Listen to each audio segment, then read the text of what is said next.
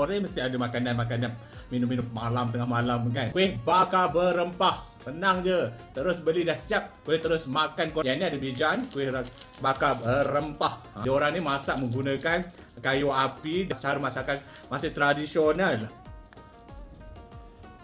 Korang tengoklah dalam dia. Lembut. Tak terlalu berminyak. Nampak rupa dia tak kering sangat. Bismillahirrahmanirrahim. Weh, nak gila weh. Sedap lah. Ya Allah, Masya Allah. Dia dekat luar dia rangup, rapuh. Kamu tengok dia punya kulit dia rapuh. Kat dalam dia lembut. Kemudian rasa rempah dia tak terlalu kuat. Dan dia tak terlalu manis. Lepas tu minum pula dengan teh tarik pula. Waktu lepas tarawih tu moreh lah.